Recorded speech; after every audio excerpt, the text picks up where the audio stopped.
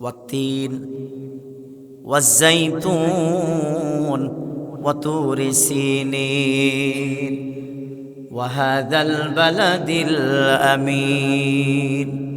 আল্লাহ বলেন সবচাইতে দামি সূরত সুন্দর করে বানাইছি একমাত্র মানুষ। সুবহানাল্লাহ, সবচাইতে দামি সুন্দর। তবে একদিন দুই দিন না, 10 মাস 10 দিন সমগ্র পৃথিবী আল্লাহ পাক বানাইতে গিয়া মাত্র 6 দিন ব্যবহার করছে, মাত্র 6 দিন। আর আমাকে আর আপনাকে আল্লাহ পাক বানাইতে 10 মাস 10 দিনের কাজ লাগছে। এক এক সিস্টেম করে এক এক নিয়ম তান্তি দিয়ে 40 দিন পর পর 40 দিন পর পর আল্লাহ পাক ফেরেশতা নিয়োজিত করেছেন। নিজের মন মতো করে আল্লাহ পাক মানুষ বানাইছেন। সুবহানাল্লাহ, নিজের মন মতো করে। কারো মন মতো আল্লাহ বানাই নাই, নিজের মন মতো করে বানাইছে। নাক যেখানে থাকলে সুন্দর দেখা যাবে ঠিক সে জায়গায় আল্লাহ পাক নাক দিছে। যে জায়গায় চোখ দিলে সুন্দর দেখা যাবে ঠিক সে জায়গায় আল্লাহ পাক চোখ দিয়েছে। আল্লাহ সবকিছু ঠিক রেখে নাকটা যদি পিছনের দিকে দিত, বাসি ভাত না গরম ভাত না চুকা তরকারি না 4-5 দিনের দুর্গন্ধ বুঝতে পারতাম, বোঝা যাইত। এই জন্য নাকটা আগে সেটেল করছে। খাবার মুখে নেওয়ার আগে নাক তার গ্রান বলে দেয় এটা তোমার জন্য উপযোগী, নয়তো যদি খারাপ হয় নাক বলে দেয় এটা তোমার জন্য কিনা উপযোগী। ঠিক মিডল পয়েন্টে আল্লাহ পাক নাকটা সেটেল করে দিয়েছেন শুধু বান্দাদের জন্য। আল্লাহ যদি নাকটাকে পিছনে দিত উপায় ছিল? উপায় কিন্তু ছিল না। কিন্তু আল্লাহ ইহসান করছেন আমাদের। খালাকাল ইনসান, আল্লাহ ইহসান করছেন আমাদের। যে জায়গায় নাক দিলে ভালো লাগবে আমার আদমকে, আদম সন্তানদেরকে, ঠিক সে জায়গায় নাক দিছে। এবং খাবার কি খাবে ঠিক সে জায়গায় মুখের ব্যবস্থা করছে, যাতে এই মুখ খাবার নেওয়ার আগে নাক তার গ্রান দেখেই তার অবস্থা বলে দিতে পারে এটা তোমার জন্য ভালো হবে, স্বাস্থ্যের জন্য ভালো হবে, এটা খাইলে তোমার উপকৃত হবে, এটা খাইতে পারো। আর যদি তোমার উপকৃত না হয় এটা খাবার তোমার যাবে না। নাক বলে দেয় এটা তোমার জন্য উপযোগী নয়। সুবহানাল্লাহ, এটা আর কেউ করতে পারছে না। আল্লাহ যখন পৃথিবীতে মানুষ তৈরি করছেন, ফেরেশতাদের মোটিফাই করার পরে সবকিছু ওকে করার পরে ঘাট পর্যন্ত বানানোর পর আল্লাহ বলেন মুখমণ্ডলটা আমি নিজ হাতে বানাবো। সুবহানাল্লাহ, মুখমণ্ডল আমি নিজ হাতে বানাবো। এই জন্য কারো চেহারার সাথে কারো মিল পাওয়া যায়, কারো চেহারার সাথে কারো মিল পাওয়া যায় না। কেন? এজন্য কারো চেহারার সাথে মিল পাওয়া যায় না যে এই মুখমণ্ডলে আল্লাহ পাক তার ডান হাত ব্যবহার করছেন। সুবহানাল্লাহ, ডান হাত ব্যবহার করছেন। আল্লাহ তাআলার এই হাতের ছোঁয়া কোনো প্রাণী জগতে লাগে নাই, কাউকে তৈরি করতে লাগে নাই। একমাত্র মানুষ তৈরি করতে গিয়ে আল্লাহ পাক নিজের ডান হাতের ছোঁয়া লাগাইছে। সুবহানাল্লাহ, জাহান্নামে দেওয়ার জন্য না, জাহান্নামে দেওয়ার জন্য। কিন্তু কেউ যদি জাহান্নামে চলে যায় এখানে আল্লাহকে দায়বদ্ধতা করতে পারবেন যে আল্লাহ তোমার দোষ। আল্লাহ বলেন চোখ দিছি সুন্দর, যে চোখ দিয়ে তুমি দেখবা আর মাথা ব্রেন দিছে আবিষ্কার করবা। আজব এক জিনিস তোমাকে মাথার ভিতরে দিয়েছি, ব্রেন। কোনটা ভালো সেটা তুমি ধরবা, কোনটা খারাপ সেটা পরিহার করবা।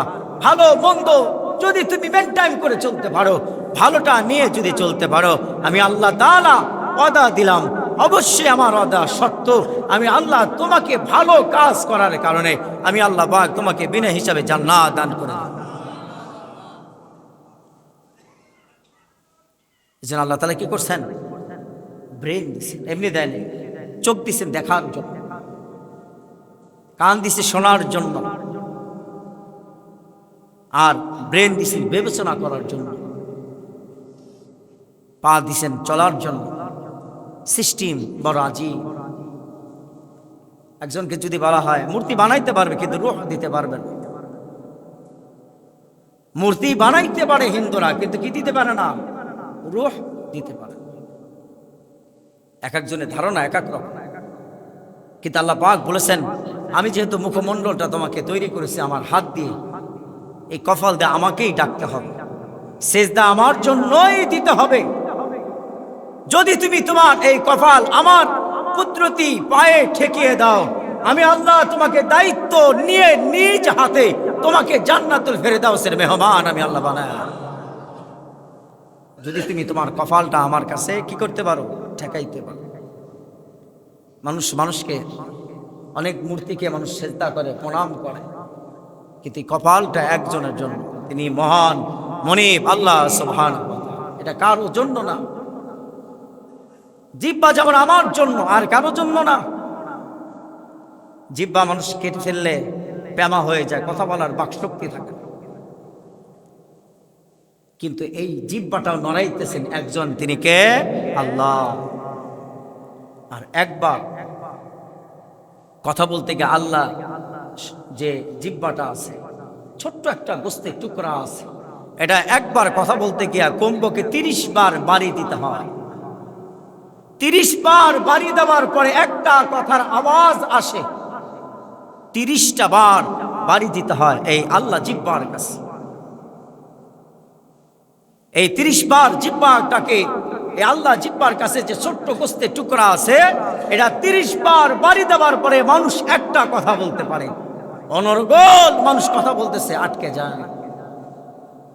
ওগুলা যদি বলতো আল্লাহ আমাদের বিশ্রাম দরকার, অনেকদিন খাটাইছো, 30, 40, 50 বছর ধরে খাটাইছো, কোনো কিছু দাও নাই, টাকা দাও নাই, অর্থ দাও নাই, আমাদের বিশ্রাম দরকার, তাহলে কি উপায় ছিল? উপায় ছিল না। কারণ আমার বডির ভিতরে আমি আল্লাহর হুকুম না মানলেও আমার বডির ভিতরে আল্লাহর হুকুম মান। এটাই যদি না হতো, যদি আল্লাহ পাক আমার বডির ভিতরে হুকুমত না চালু করতে পারতো, তাহলে আমার অসুখ বিসুখ হতো না, আমার প্যারালাইসিস হতো না, আমার অঙ্গ বিকল্প হতো না, চোখ দুর্বল হতো না, যদি এটা আমার আয়ত্তে থাকতো। এটাকে ঘষা মশা দিয়ে আমার সুন্দর করে নিতাম, শ্যামলা পড়ছে একটু ঘষা দিতাম, আবার কি হয়ে যেত? সুন্দর হয়ে যেত। এরকম কোন জিনিস না, এটা আল্লাহ পাকের কাছে, এটা নিজাম, যে এটা আল্লাহ পাকের কাছে, এটা কারোর কাছে। আমাকে দুর্বল করার শক্তি একজন রাখে, পৃথিবীর আর কেউ আমাকে দুর্বল করার শক্তি রাখে না। আমাকে বিদ্ধ করার শক্তি একজন রাখে, আর কেউ রাখে না। একজনই রাখে, আর কেউ রাখে না। আল্লাহ রাব্বুল আলামিন বলেন, যুগে যুগে আমি আল্লাহ পাক নবী পাঠিয়েছি। নবীগুলার দায়িত্ব হলো তারা আমার দিন, আমার জমিন, আমার আসমান সব কিছু আমার জন্য হবে। দুনিয়ার কারো আইন চলবে না, কোনো তন্ত্র মন্ত্র চলবে না। যারা আমার দিন প্রতিষ্ঠার জন্য, আমার জন্য জিহাদ করে, যুদ্ধ করে, রক্ত ঝরায়, আল্লাহ রাসূল বলেন তাদেরকে সুসংবাদ দাও আমার নবী, আমি আল্লাহ পাক তাদের খুন গলায় এত দামি মনে করব, আমি আল্লাহ তাআলা তাদেরকে বিনা হিসাবে জান্নাতের মালিক বানায়া দিব। যারা দ্বীনের জন্য জিহাদ করবে, যারা দ্বীনের জন্য সন্তানাদি ছেড়ে দিয়ে মাস সফরে থাকবে,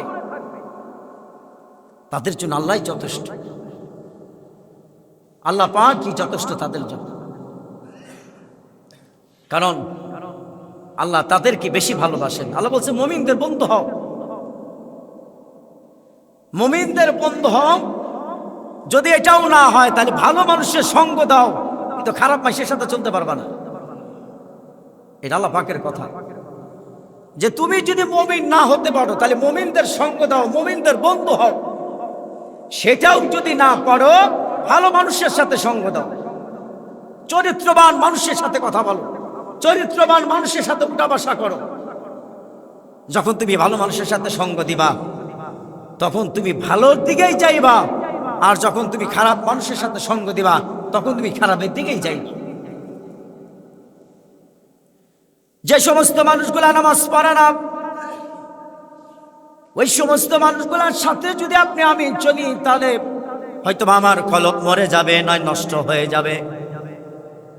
কিন্তু যাদেরকে নামাজের দাওয়াত দেওয়া যায়, সমস্ত মানুষগুলার সাথে যদি কেউ চলতে পারে, যে মানুষটাকে আমি তার সাথে চলবো, কিন্তু ভালো কথা বলবো, নামাজ পড়ো, সুন্নত মানো, নামাজ পড়ো, রসুলের সুন্নত মোতাবেক চলো। একদিন, 2 দিন, 3 দিন, 4 দিন, 5 দিন, 10 দিন, 1 মাস, একদিন তার অন্তরে ধাক্কা লাগবে, বলবে ভাই চলো নামাজে যাই। এই যে নামাজে গিয়ে সেজদা দিল, আল্লাহ পাক বলে যাকে তুমি নামাজে নিয়ে আসছো তাকেও আমি আল্লাহ কবুল করব। তুমি যে দাওয়াত দিয়েছো তার কারণেও তোমার পিছনের গুনাহ আমি আল্লাহ মাফ করে দেব। তুমি যাকে নামাজে নিয়ে এসছো, তোমার দাওয়াতের মেহনতের কারণে যে নামাজে আসছে তার নামাজ তো কবুল হবেই হবে, পাশাপাশি তোমার জিন্দেগীর সমস্ত গুনাহ খাতা আমি আল্লাহ মাফ করে দেব। সুবহানাল্লাহ, আমি আল্লাহ মাফ করে দেব। আর নামাজ এটা সবাই করতে পারবে না। আমাদের মুসলিম যারা, মুসলমান যারা, আপনি দেখবেন এরা কিন্তু সেজন্যই আমাদের মুসল্লিগুলা কাজ কামলাই তখন নামাজ পড়ে, কাজ কাম আছে তখন নামাজ পড়ে। এরা সেজন চিন্তা করে। সাধারণ ধরেন ধান কাটা লাগছে, অথবা ধান কাটা লাগছে, শস্য তোলা লাগছে, শস্য বোনা লাগতেছে, তখন আর তার নামাজের প্রতি কোনো খেয়াল নাই। এটা হলো সেজনীয় মুসল্লি।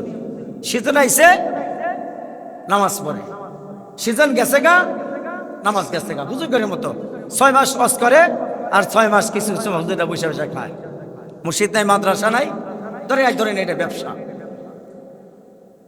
এটা এক ধরনের কি ব্যবসা। ঠিক এমন কিছু মুসল্লিও আছে সারা সপ্তাহ নামাজে যাবে না, ও নামাজ কি জিনিস বোঝেই না। ইসলামের হুকুমত, আইন ব্যবস্থা যদি বাংলাদেশে থাকতো, যারা মসজিদে আইসা নামাজ পড়ে না, ইমাম সাহেব তাদের জানাজা নামাজ পড়তে পারবেন, ইমাম তাদের জানাজা নামাজ পড়তে পারবেন। এই এলানটা যদি সারা এলাকায় চালু হয়ে যেত, ওকে নামাজ পড়তে থাকতে পারতো। কথা বলেন, থাকতে পারতো? এটাই করা উচিত। নামাজ পড়বি না তোর জানাজা নামাজ আমরা জানবো। নামাজ পড়বি না তোর সাথে কোনো মেয়ে বিয়ে দেওয়া হবে না। নামাজ পড়বি না তোর সাথে আত্মীয়তা চিহ্নন করা হবে, আত্মীয়তা সম্পর্ক তোর সাথে আমার রাখা যাবে না। তোর সাথে সন্তানের বিবাহ হবে না, মেয়ের বিবাহ হবে না, তুই একা থাকবি। কারণ যে নামাজ পড়ে না, যে নামাজ পড়ে না, মুশরিক আর কাফেরদের ভিতরে তার ভিতরে কোনো তফাৎ নেই। আল্লাহ রাব্বুল আলামিন বলেন, মুমিন আর মুশরিকদের ভিতরে পার্থক্য হলো নামাজ। যারা নামাজ পড়ে তারা মুমিন, আর যারা নামাজ পড়ে না তারা কাফের। মুসলিম পরিবারে জন্ম নেওয়ার পরে যে নামাজ পড়ে না, মুসলিম পরিবারে জন্ম নেওয়ার পরে রাসূলের সুন্নত মানে না, মুসলিম পরিবারে জন্ম নেওয়ার পরে নামাজ কি জানে না, মুসলিম পরিবারে জন্ম নেওয়ার পর রোজা কি জানে না, মুসলিম পরিবারে জন্ম নেওয়ার পরে চরিত্রবান কি, চরিত্র কি এটাও জানে না, মুসলিম পরিবারে জন্ম নেওয়ার পরে পর্দা কি সে জানে না।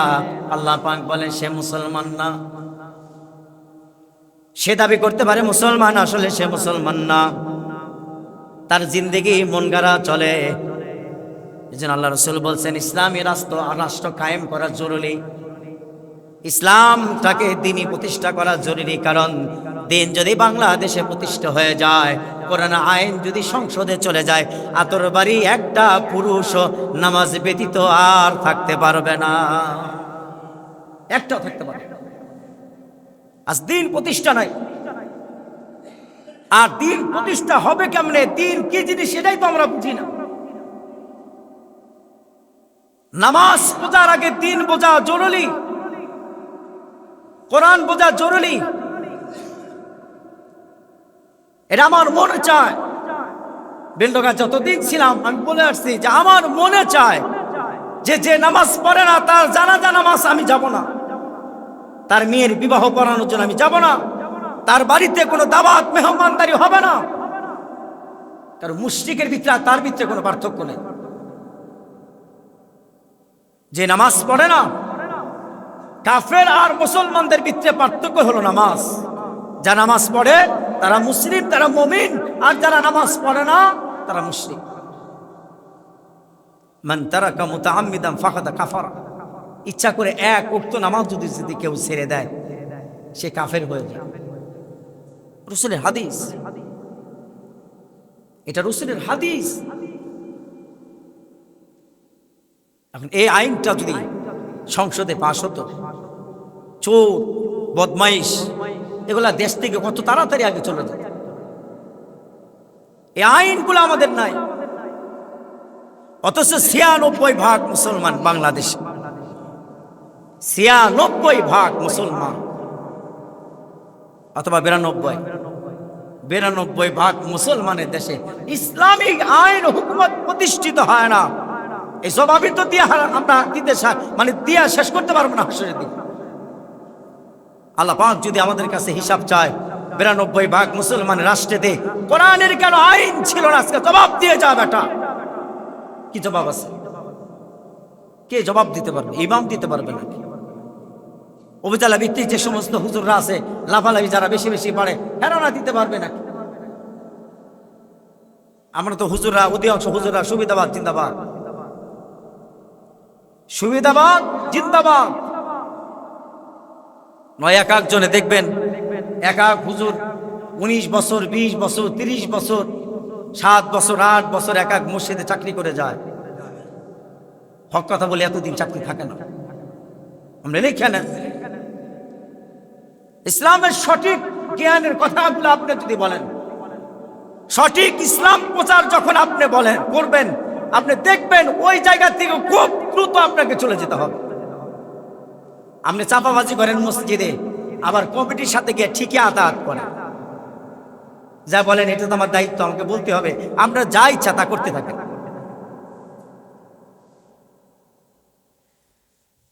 ইসলামী আইন ব্যবস্থা এমন, আল্লাহ রাব্বুল আলামিন কোরআনুল কারীমের ভিতরে বলেন, মিন ক্বাবলু হুদাল লিন-নাসি ওয়া আনজালাল ফুরকান। জীবন ব্যবস্থার জন্য আমি আল্লাহ পাক তোমাকে এমন একটা গাইডলাইন আমি আল্লাহ দিলাম, তোমাকে মেসেজ, যেটি আমি রাসূলকে দিয়েছি, নবীদেরকে দিয়েছি।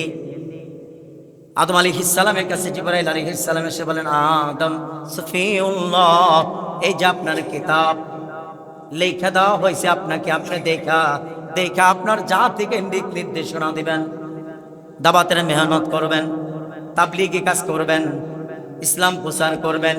কে মানলো আর কে মানলো না এটা আপনার বিষয় না। আপনার বিষয় হলো আপনি জানায়া দিবেন, আর কে মানবে কি মানবে না এটা আমার আল্লাহর বিষয়। যার হেদায়েত যারা চাইবে আল্লাহ পাক তাদেরকে হেদায়েত দিবে, আর যাদের হেদায়েত দিবে আল্লাহ পাক তাদেরকে বিনা হিসাবে জান্নাত দান করে দিবে।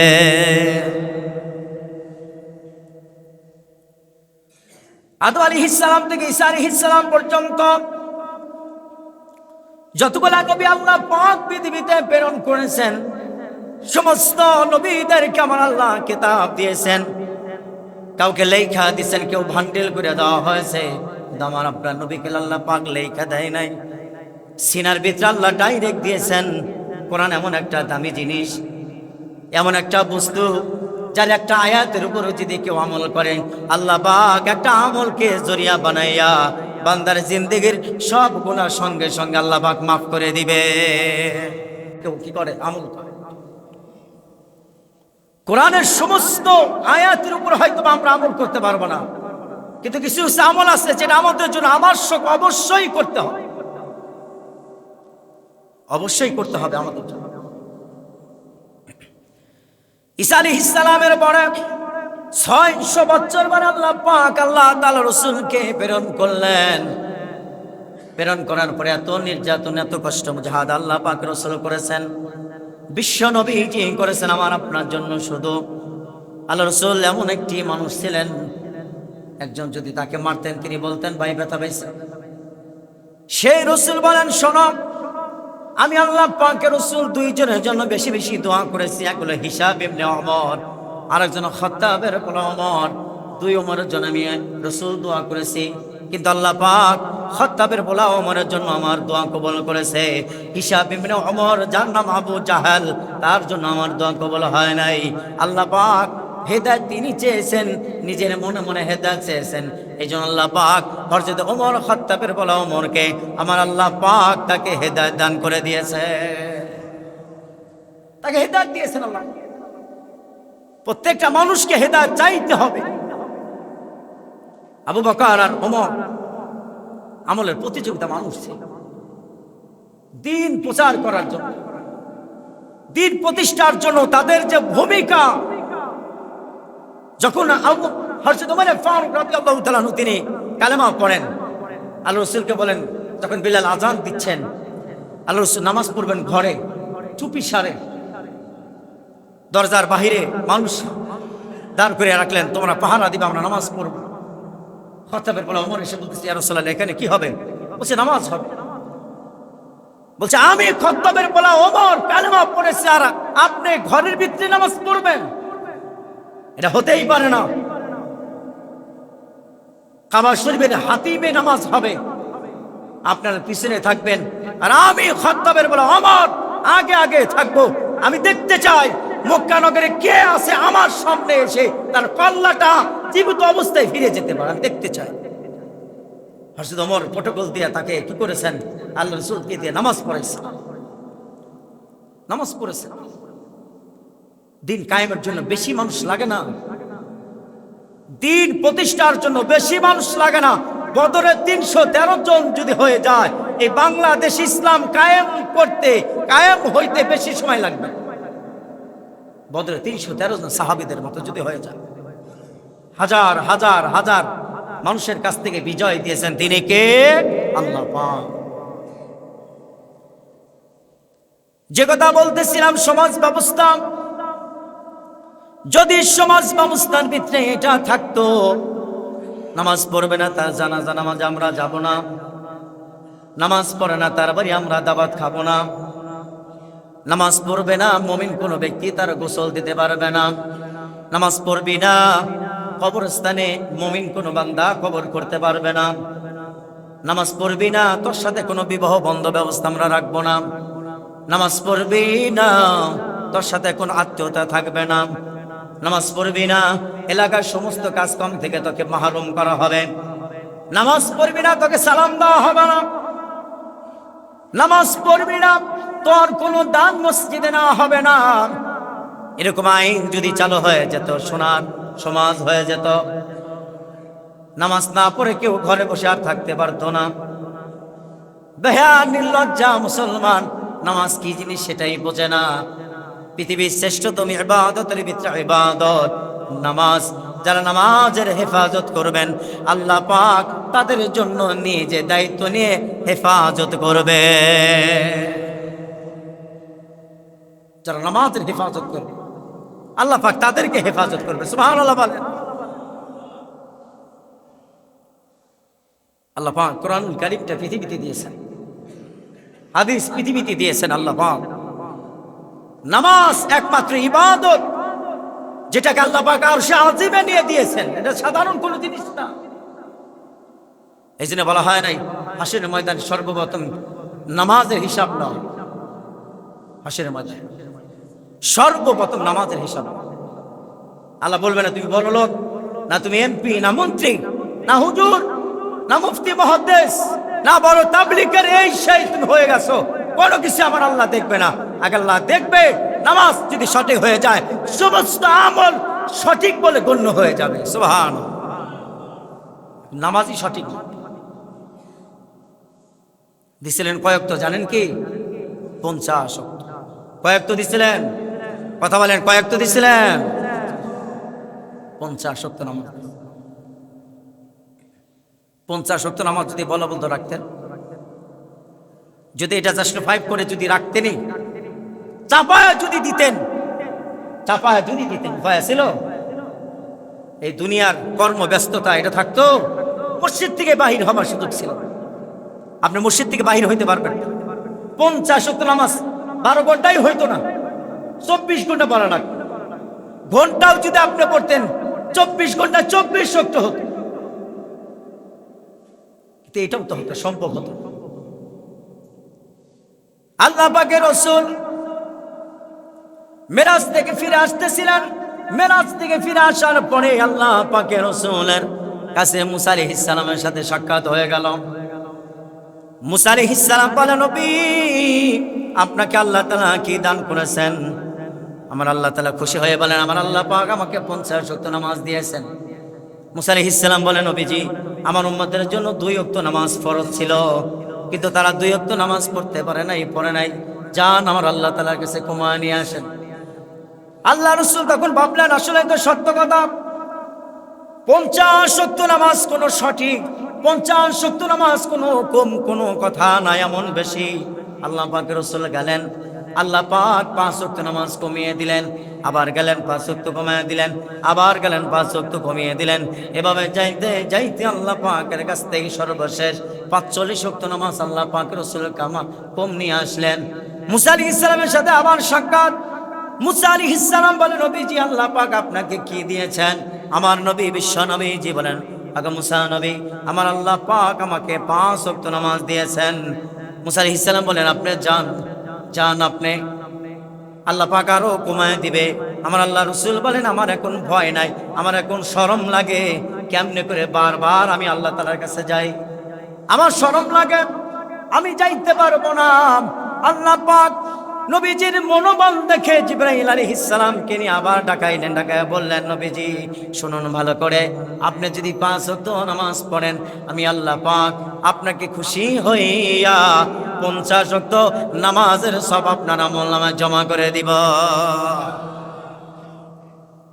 আদা নবীজি শুধু আপনার নয়, গোটা আখের পর্যন্ত আমি আল্লাহ পাক নির্ধারণ করে দিলাম, আপনার কোন উম্মত যদি 5 ওয়াক্ত নামাজের হেফাজত করে, ওগো নবীজি আমি আল্লাহ তাআলা আপনার উম্মতদের আমলনামায় 50 ওয়াক্ত নামাজের সব দান করে দিব। আর যে মানুষ নামাজ পড়ে না, যে নামাজ পড়ে না, তার ব্যাপারে কি? যে নামাজ পড়ে 5 ওয়াক্ত হেফাজত করে, আল্লাহ পাক তাকে 50 ওয়াক্ত নামাজের সব দিবে। সুবহানাল্লাহ বলেন। এটা কি চারটিখানি কথা নাকি? 50 ওয়াক্ত নামাজের সব দাও। আর যে মুসলমান জানিয়া শুনিয়া বুঝিয়া নামাজ কামাই দিবে, নামাজ পড়বে না, মান তারাকা মুতাআম্মিদান ফাকাদ কাফারা, ইচ্ছা করে নামাজ ছেড়ে দিলে কি হয়ে যায়? কাফের। ইচ্ছা করে 1 ওয়াক্ত নামাজ ছেড়ে দিলে, 1 ওয়াক্ত যদি কেউ নামাজ ছেড়ে দেয়, তার ঈমান থাকে না, তার ঈমান থাকে না, তার ঈমান থাকে না। 1 ওয়াক্ত নামাজ কামায়। এখানে এলাকায় অনেক মানুষ আছে বছরে 2 একবার নামাজ আছে না, সমাজের এরকম 2 বার নামাজ পড়ে, ঈদুল ফিতর আর ঈদুল আজহা। এই যে রমজান আসতেছে, আপনি দেখবেন বেউজদারি এমন ভাবে ইফতারি খাবে, চিন্তা করতে পারবেন না। ওরা সবচেয়ে বেশি খাবার চলে, তাড়াতাড়ি দাও, খিদে বাঁচতেছি না, বাস্তব কথা। অথচ বেউজদারিদেরকে নিয়ে দোয়া করলে আসমানের মালিক দোয়া কবুল করবে না। বেউজদারিকে নিয়ে দোয়া করলে আল্লাহ পাক কি করবে না? দোয়া কবুল করবে না। সাবধান করে দিবেন, যারা বেউজদারি এখানে ইফতারি করার জন্য আসে, তাদের বলবেন তোমরা রোজাদারদের সাথে ইফতার করতে পারবে না। এটা কমিটির দায়িত্ব। যদি মাঠের নামাজে তারা আগে আগে না বসতে পারে, রোজা না রাইখা তারা ইফতারি খাইতে পারবে না। এটাই সঠিক কথা। আল্লাহ রাসূল বলেছেন, যারা তোমরা রোজা রাখো না, তারা মাঠে নামাজে সর্বপিছনে গিয়ে দাঁড়াবে। তোমরা জানি প্রথম কাতারে আসো না। আর অনেক জায়গায় দেখা যায় যারা রোজা রাখে না, আল্লাহর রাস্তে তারা আগে আগে আইসা প্রথম কাতারে হাজির হয়ে যায়। নামাজটা কাঁদে আয় না, আগে কি হয়ে যায়? হাজির হয়ে যায়। দেখায় সারা মাস নয় নামাজ পড়ি নাই, আজকে নামাজ না পড়ে কি উপায় আছে নাকি? জিকির করিলাম ইলাহা জরেলাম,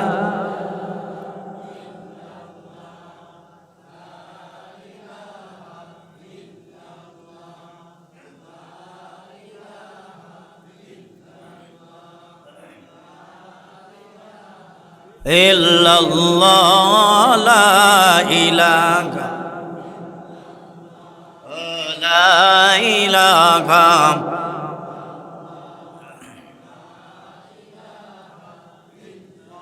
লা ইলাহা ইল্লাল্লাহু মুহাম্মাদুর রাসূলুল্লাহ। আর এই কথাগুলো আমাকে বলতে হবে, আর কেউ বলবে না। যে ইমাম, এটা তার দায়িত্ব, আর কেউ বলবে না এই কথাগুলো। চোরকে সবাই সাপোর্ট করে, আপনি দেখবেন ভালো মানুষকে কম সাপোর্ট করে মানুষ। জগৎ বড় চেঞ্জ, বিশ্বের আবহাওয়া চেঞ্জ। আপনি দেখবেন ডোনাল্ড ট্রাম্প নীতিমালার কথা বলে, কিন্তু নিজের ভিতরে কোনো নীতিমালা নেই। ওরা বলবে শান্তির কথা, শান্তির পায়রার গান শোনাবে, কিন্তু এক দেশ যদি তার কথা না শুনে তারে উঠায় নিয়ে আসবে, তাকে তুলে নিয়ে আসবে, জোর দখল করবে, অথচ ওই লোকটাই বলবে দখল করা যাবে না। আমরা শান্তির কথা বলি, কিন্তু নিজে ঘরের ভিতরে শান্তি নেই। শান্তি ইসলাম ছাড়া আর সম্ভব না পৃথিবীর বুকে। শান্তি যদি কেউ আনতে চায়, কোরআন পার্লামেন্টে ঢুকাইতে হবে। এই যে দেখেন এখন বর্তমান নির্বাচন প্রচারণা চলতেছে না, এক একজনের প্রতিশ্রুতি আস্তে আস্তে আমরা শেষ হয়ে যাবেন। এক একজনের প্রতিশ্রুতি আপনারা শুনতে শুনতে দেখবেন একেবারে কাঙ্গাল হয়ে গেছেন, কিন্তু নির্বাচনের পরে আর এই কোন প্রতিশ্রুতি আর সেখানে থাকবে না, চিনবেই না। তখন দলের ভিতরে জায়গায় পায় হাইব্রিড, দলের ভিতরে জায়গা পায় তারা হাইব্রিড নেতারা, তখন জায়গা পায়। এই আতর বাড়িতে 17টা বছর মানুষ ঘুমাইতে পারে নাই, আপনি দেখবেন। আবার দেখেন আপনাদের এলাকা নিয়ে সবচেয়ে বেশি দুর্নাম ওনার কাছে গিয়ে করে, সবচেয়ে বেশি করে কারা? নামধারী জাতীয়বাদী দল যারা করে, তারা নামধারী। আপনারা তো এক স্বীকার করছেন, এটা তাদের কাছে মূল্য না। যারা নেতার জুতা চাটতে পারবে তাদের দাম আছে, যারা নেতার জুতা চাটতে পারবে না তাদের দাম নেই, নাই, তাদের দাম নাই। মুসলমান ভাইরা রে, আমার আল্লাহ পাক বললেন, শোনো, আমি আল্লাহ পাক দুনিয়াতে মডিফাই করে আমি আল্লাহ মানুষ বানিয়েছি কেন জানো? আমার গোলামি করার জন্য। সাবধান হয়ে যাও, যদি তোমরা আমার গোলামি করো, আমি আল্লাহ পাক তোমাদের জন্য 3টি ফরমান জারি করব। 1 নম্বর, দুনিয়ায় ফরমান কি জানো? আমি আল্লাহ পাক তোমাকে মৃত্যুর সময় কালেমা পড়ার সুযোগ করে দিব। যদি তোমরা আমার গোলামি করো, যদি তোমরা আমার হুকুম হাকাম মেনে চলো, আর কোরআনুল কারীমটাকে গাইডলাইন করে মেনে চলো, আমি আল্লাহ পাক 3 নম্বর ফরমানের ভিতরে 1ম নম্বর ফরমান, মৃত্যুর সময় কেউ তোমার সাহায্যকারী হবে না। আমি আল্লাহ পাক সেদিন তোমার পাশে দাঁড়াবো, পাশে ফেরেশতা নিয়োজিত করব, তোমার কানে কানে কালেমা তালকিন দিবে। আর তোমার কানে কানে যখন কালেমা তালকিন দেওয়া হবে, তুমি এই কালেমা শুনতে শুনতে আমি আল্লাহ পাক তোমাকে কালেমা পড়ে দুনিয়া থেকে বিদায় করে দিব। মুসলমানিত্ব চাহাত হলো শুধু গরু খাওয়া নয়, মাঠের নামাজ আর মসজিদের নামাজ নয়। যে কালেমা নিয়ে মরতে পারবে সে হলো মুসলমান। কালেমা নিয়ে মরতে হবে, শুধু কালেমা বললেই হবে না। মুসলমানের হাকিকত বোঝা যাবে ওই সময় যদি আপনি কালেমা নিয়ে মরতে পারেন। আল্লাহ পাকের রাসূল বলেন, কোন বান্দা যখন কালেমা নিয়ে মৃত্যুবরণ করবে, ওনাকে কবরে রাখতে দেরি হবে। আল্লাহ পাক কবরটাকে জান্নাতুল ফেরদাউসের মেহমান করতে দেরি করবে না। এটা 1 নম্বর ফরমান। যখন আপনার হুকুম, আল্লাহ পাকের হুকুম মানবেন, আল্লাহ পাকের হুকুম যখন আপনি মানবেন, আল্লাহ পাক তখনই আপনাকে 3টা ফরমান দিবেন, 3টা মেসেজ আপনার জন্য। 1 নম্বর মেসেজ, অবশ্যই আল্লাহ পাক আপনাকে কালেমা পড়া মুমিন করে তারপরে দুনিয়া থেকে বিদায় করে দিবেন। সুবহানাল্লাহ। 2 নম্বর, আল্লাহ পাক দুনিয়াতে আরেকটা জিনিস দিবেন। পৃথিবীর সমস্ত মানুষ আপনাকে খারাপ ভাবতে পারে, কোন মানুষ আপনাকে ভালোবাসেন, আপনি নামাজ পড়েন, রোজা রাখেন, হক কথা বলেন, কিন্তু আপনাকে কেউ ভালোবাসে না, আপনার অন্যায় করার জন্য ব্যস্ত। আল্লাহ পাক বলে, চিন্তা করো না গোলাম, আমি আল্লাহ দিনই তোমার জন্য 3টা পুরস্কার রাখবো। এদিকে 3টা ফরমান আর এদিকে 3টা পুরস্কার। যদি তোমাকে কষ্ট দেয়, কষ্ট মুজাহাদা দেয়, গোলাম শোনো, আমি আল্লাহ তাআলা তোমাকে এমন জায়গায় আমি স্থান করব, দুনিয়ার সমস্ত মানুষ তোমার বিপক্ষে চলে গেল, আমি আল্লাহ পাক তোমার বিপক্ষে চলে যাব না। আমি আল্লাহ পাক তোমাকে 3টা ফরমান দিব। 1 নম্বর ফরমান, দুনিয়ার মানুষদের কাছে তুমি ছোট হলো কোনো সমস্যা নাই, কিন্তু দুনিয়ার গাছ তরলতা পশু পাখির ভিতরে তোমার মহব্বত ঢুকায় দিব। যখন তুমি ইন্তেকাল করবা, এই পাখি পক্ষীগুলা তোমার জন্য জান্নাতের জন্য দোয়া করতে থাকবে। দুনিয়ার সমস্ত মানুষ তোমার বিপক্ষে, কেউ আমার পক্ষে নাই, সমস্ত মানুষ আমার বিপক্ষে, আমার কিচ্ছু যায় আসে না। আল্লাহ পাক বলেন, আমি যদি তোমার পক্ষে থাকি, মাটি তোমার গোলাম বানিয়ে দিব, আসমান তোমার গোলাম বানিয়ে দিব, জমিন তোমার গোলাম বানিয়ে দিব, পশু পাখি গাছ যা আছে সব তোমার গোলাম বানিয়ে দিব। তুমি যখন মারা যাইবা, তখন রহমতের দোয়া তারা তোমার জন্য করতে থাকবে। শুধু রহমতের দোয়া না, তখন তুমি মারা যাইবা, এলাকায় একটা শোকের বন্ধ ব্যবস্থা আমি আল্লাহ করে দিব। সুবহান।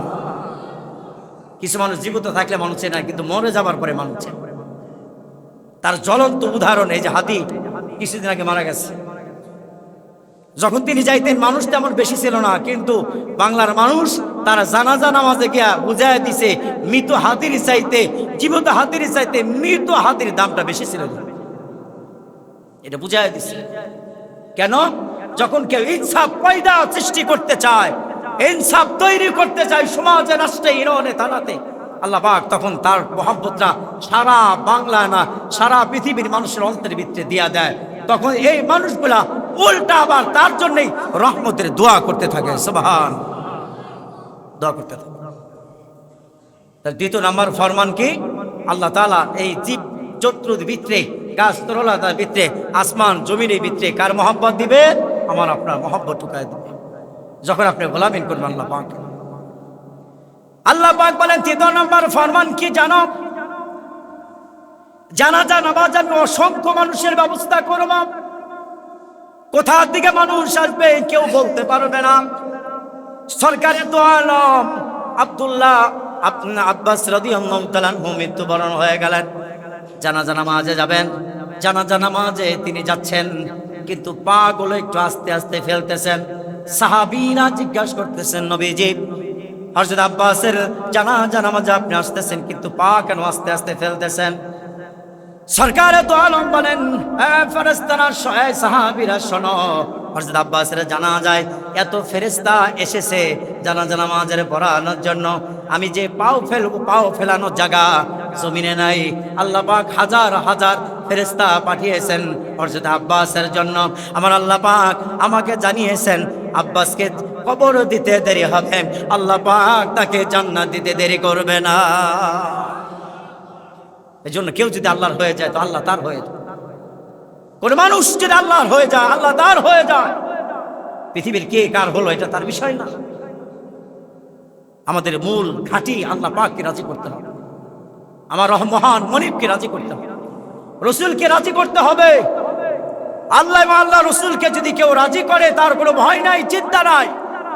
আল্লাহ পাক সম্মান বাড়ায় দিবে, ইজ্জত বাড়ায় দিবে, এবং আল্লাহ পাক এই গোলামকে বিনা হিসাবে জান্নাতের মালিক বানায় দিবে আল্লাহ পাক, যখন কোনো ব্যক্তি আল্লাহর হয়ে যায়। এজন্য প্রত্যেকটা বাড়ি থেকে একজন করে হাফেজ হওয়া জরুরি। আপনার ঘরটাকে বাগান বানানোর জন্য, আপনার ঘরটাকে জান্নাতের বাগান বানানোর জন্য। কারণ আপনি দিন বোঝেন না, ইসলাম বোঝেন না।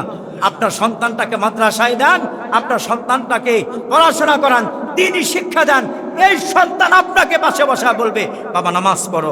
সন্তান যখন নামাজের কথা বাবাকে বলবে, বাবা শরমে এমনি নামাজে যাবে, এমনি নামাজে যাবে। তাকে মাইনা নিতে হবে না, তাকে এত ওয়াজ করে বুঝাইতে হবে না। বাংলাদেশে ওয়াজ কম হয় না, বাংলাদেশে মাহফিল কম হয় না, জুমা নামাজ ওয়াজ কম হয় না, কিন্তু হেদায়েত পায় না কেন? হেদায়েতের জন্য আমরা দোয়া করি।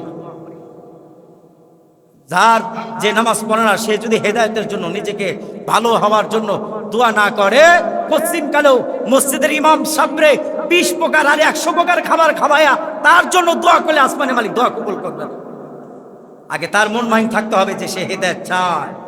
তার বাস্তব প্রমাণ হিসাব ইবনে ওমর আর খাত্তাবের পোলা ওমর দুইজনের জন্য আল্লাহ দোয়া করছে রাসূল। আল্লাহ পাক খাত্তাবের বলে ওমরের বিষয়টা কবুল করছে, কারণ ওমর ওই দিনকা আল্লাহ রসুলের কাছে আসবে খোলা তরবারি নিয়ে। সুবহানাল্লাহ বলেন। ওই দিন আসবে, আল্লাহ রসুলকে মারার জন্য আসবে, আর আল্লাহ রসুল সেই দিনে দোয়া করতেছেন, আল্লাহ খাত্তাবের বলে ওমর ইসলামের জন্য কবুল করো, না হিসাব ইবনে ওমরকে ইসলামের জন্য কবুল করো। আল্লাহ পাক খাত্তাবের বলে ওমরের জন্য ইসলামের জন্য কবুল করেছে। সুবহানাল্লাহ। আমাকে আপনাকে কবুল করতে পারেন আল্লাহ তাআলা? কথা বলেন, পারে না? ইনশাআল্লাহ পারে। এই জন্য সমাজ সুন্দর করতে চাইলে ঘর সুন্দর করতে হবে। সমাজের ভিতরে নামাজে বাড়াইতে গেলে আগে ঘরে নামাজে বাড়াইতে হবে। ঘরে নামাজে বাড়াইতে হবে, আপনার ফ্যামিলি নামাজে বাড়াইতে হবে। ঘরটা যদি নামাজে না বানান, ঘরে যদি নামাজে না বানান, রাষ্ট্রে সমাজে আপনি দাবাতের মেহনত করে কিছু করতে পারবেন। অনেক যে তাবলীগ করে 1 সাল 2 সাল 3 সাল দিছে, তার সন্তানটা নামাজে বানাইতে পারে না, তার স্ত্রীর পর্দায় রাখতে পারে নাই, তার স্ত্রীকে পর্দায় রাখা যায় না, রাখতে পারে নাই, সে ঘরটাই সাজাতে পারে নাই। আমলের কিছু নূর আছে, যে নূর বাবা আমল করে আর নূরটা তার সন্তানের ভিতরে ছড়িয়ে দেওয়া হয়। আল্লাহ নিজে দায়িত্ব নিয়ে ছড়ায় দেয়। আল্লাহ 1 দিন 2 দিন 3 দিন 4 দিন। আমরা তো সন্তানের জন্য দোয়াই করি না।